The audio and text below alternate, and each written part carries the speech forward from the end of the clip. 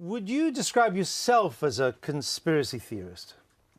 Well, I look at what officialdom tells us is happening and check it out.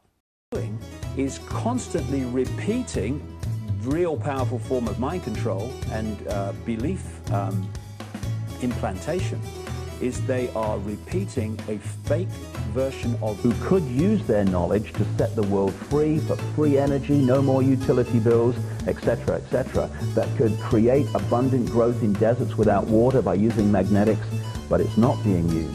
The human race is a bit like sitting in a house that's on fire, arguing over which channel to put on the television set. You know, comes from a being called the Godhead, which is, I mean, we talk about God. The Godhead is not a guy with a beard sitting on a cloud. It is a massive spirit, the basis of all creation. This is David Icke.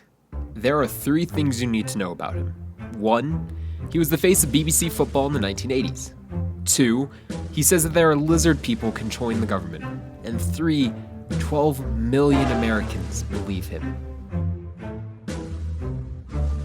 It all started in the late 1980s. Icke was working at the BBC's Breakfast Club as their morning sports reporter. He gradually rose to fame in England and became ubiquitous with British football for many people who listened or watched on their way to work. Why is this beginning again? Because it was quiet for a while. Yes, the early 70s were very bad for this sort of thing, but then there has been a sort of a better period for it. I don't know, really. I think clubs like Chelsea and Millwall get a reputation, and the fans, whether they lead boring lives or not, I don't know. After going on strike against the BBC for a variety of understood reasons, however, he was fired and quickly forgotten about in the eyes of the public. Fast forward about 5 years after David Icke got fired, and he's suddenly gone insane.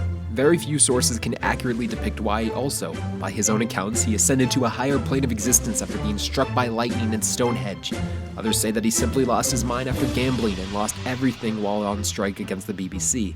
No matter what the cause, the result was the same. David Icke began his new angle in his career as a conspiracy theorist. Icke's conspiracies tend to revolve around lizard people who control the government as a baseline. Other theories include that the moon is a hologram and that Saturn is a satellite. Icke also believes that CIA operatives are being force-fed drugs to keep them in line, and that George Bush and the Queen of England are in a secret society where they wear red dresses and discuss political conspiracies. No matter what, David Icke lives on with us. Whether through his website at www.davidicke.com or through his countless media appearances, David Icke is still a hero to many, and arguably is a driving force for modern conspiracy theories. And how can you not love him for that? I'm not going to keep you long, because I've really only got one thing to say. There it is. All the world is mad. Thank you very much, ladies and gentlemen. Thanks for coming. Hope you've enjoyed it.